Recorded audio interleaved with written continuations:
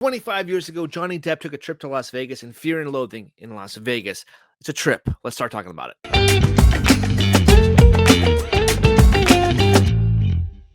Welcome back to Almost Sideways, a place for movie conversation. My name is Adam, and today's conversation is going to be an interesting one. Fear and Loathing in Las Vegas, directed by Terry Gilliam, starring Johnny Depp and Benicio del Toro, with a bunch of other actors you probably have heard of along the way. Very interesting movie conversation that we're going to have today. So I need you guys to jump in that comment section. Let me know what you guys thought of Fear and Loathing in Las Vegas. And make sure you guys like, share, and subscribe. And also, if you want more content from us that's not on the YouTube channel, make sure you guys check out our podcast. We're streaming on iTunes, Apple, Spotify, Stitcher, Pandora, Anchor. Anywhere you type in Almost Sideways Movie Podcast, you will find us there as well.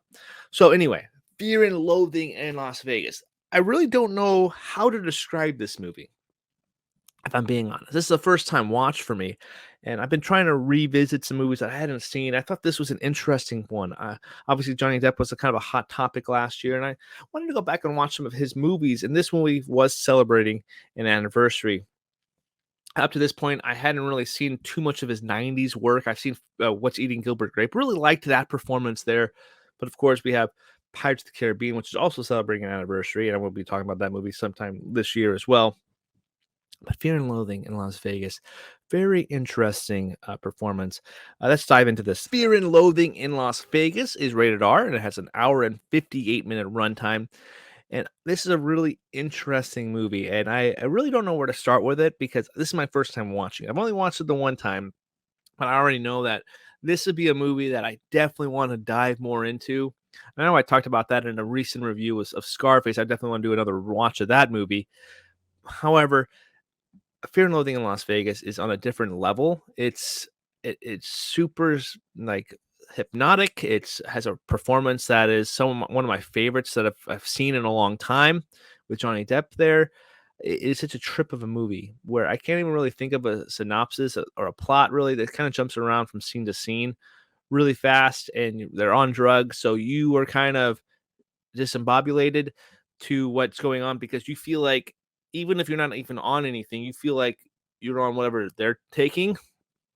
They're taking a lot of drugs, especially the opening sequence where Johnny Depp and Del Toro are driving in their car and they're explaining what drugs they're on. They open up a suitcase, well, these uppers and downers and what have yous, and whiskeys, tequilas, all beer, all different drugs here and there. Very crazy. And you're basically just kind of, at the end of the movie, you're just desensitized with all this different drug use. Very crazy, and how they were able to encapsulate this movie in under 2 hours and basically make the audience kind of feel just a flat fraction of a way that our characters are feeling on screen. I mean, I wasn't as paranoid as them, but anyway. Let's dive into this synopsis. I don't really know where to really say about this, so I'm reading it off IMDb. An oddball journalist and a psychopathic lawyer travel to Las Vegas for a series of psychedelic escapades. Pretty much, that's a good bookmark, if you will. I know there's definitely sequences where Johnny Depp plays a journalist, right? His character's name is Raul Duke, and his lawyer is played by Benicio del Toro, Dr. Gonzo. And they come across different, like, famous people you've seen countless numbers of times. The opening sequence has a hitchhiker in it, played by Tobey Maguire. Very interesting to see him pop up for one sequence, and he looks completely different. He has like long blonde hair. It's definitely it's a very interesting take of from Tobey Maguire, but it kind of works here. And we also see other famous people pop up throughout the movie too. I'm kind of going over on IMDb. We see, I know Cameron Diaz shows up. We got Mark Harmon from CS or NCIS. You got Richard Reel. You got Fern Troyer pops up in this. You got Debbie Reynolds pops up in this. You got Gary Busey pops up. Cameron Diaz again, like I said. You got Flea pops up in here. You got Christopher Maloney. You got Christina Ricci pops up a couple times. And I'm probably forgetting some people as well, but there's a lot of people, recognizable faces, if you will, that pop up in this movie. and you really don't know how all these people are connected or anything like that. But it plays really well. Like I said, this movie definitely plays with the senses and has a great performance of Johnny Depp. You can feel everything that a guy's on. It's one of my favorite performances that I've ever seen him do. Now, like I said, I wasn't really well versed of his '90s performances up to this point in life, but I've only seen like What's Eating Gilbert Grape, and I've probably seen some other ones like Sleepy Hollow. But what I can remember, I've never seen him this good before. Obviously, I think Pirates of the Caribbean is another one he got an Oscar nomination for. We'll talk about that when that's celebrating an anniversary at some point this year. But Johnny Depp is a hot topic issue from the last year and a half, 2 years maybe. And so rewatching some of his movies, it's definitely interesting to see the career trajectory. The, the career trajectory of that character, of that actor rather, and seeing him with this crazy performance. It's really mesmerizing. I was kind of feeling hypnotic to his performance as the runtime kept going, and every little scene was something different and unique. And he had to hold his own because looks completely different than any other character he's ever done before. He's bald in this movie, or has his thinning hairline. He's completely strung out on drugs in every single sequence, and it's mesmerizing what he was able to pull off here. Del Toro is just as good. I don't think he's more psychotic than anything, and he's like in a fat suit or something like that. He has a big old gut in this movie. That's Dr. Gonzo.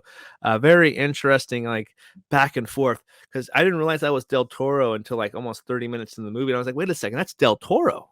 Like I would never imagine that was him because he was kind of transformed into that role as well.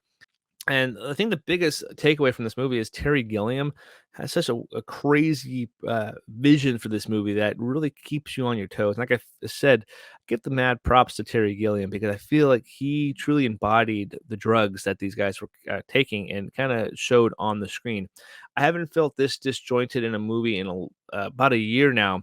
Last year I watched Mulholland Drive, and I think that's a really good comparison because it's completely hypnotic and completely uh, kind of messes with the senses in a sense that kind of leaves you mesmerized. And you're kind of just in awe of the screen, like, whoa, what's going on?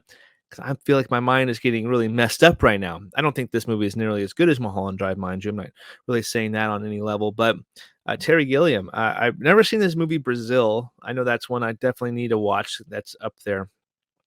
He did the screenplay of that movie. I'm looking at his filmography, Terry Gilliam's directorial filmography right now, and there's a couple movies I've seen. The Brothers Grimm from 2005. I'd never seen 12 Monkeys, which came out in 95 as well. The Fisher King was another one that I heard was really good. The Meaning of Life, which is the uh, Monty Python guys, that kind of movie there.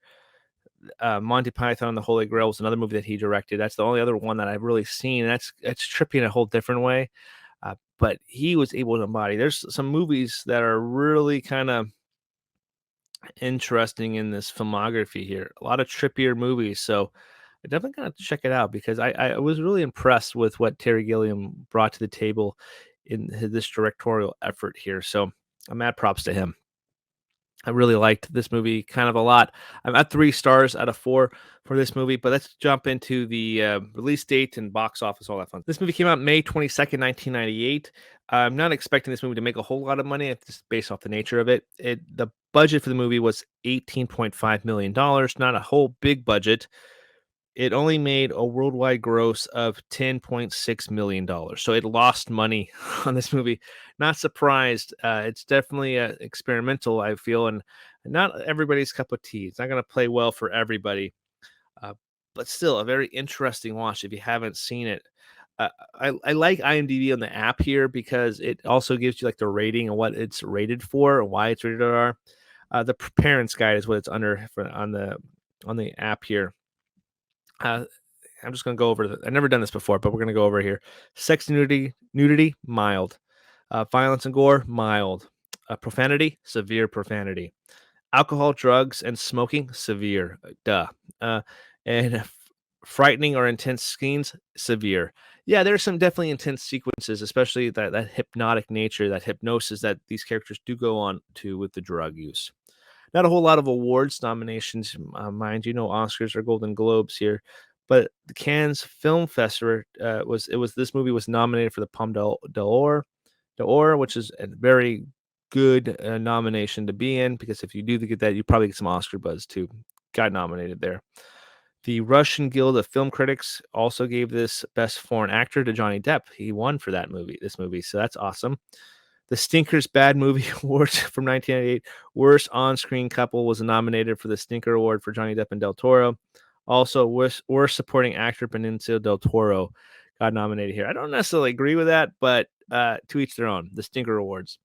So that's where we're at in our film journey here.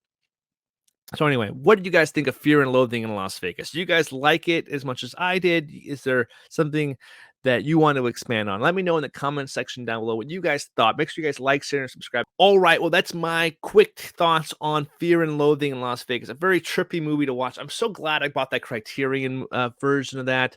Some really good superlatives to go dive into. Johnny Depp was fantastic in this movie. I definitely feel like he's one of my favorite performances of 1998. I definitely got to go back and kind of rank that kind of stuff now. I feel like that would be interesting to go over at the end of the year, what my acting awards would be for these categories. But anyway,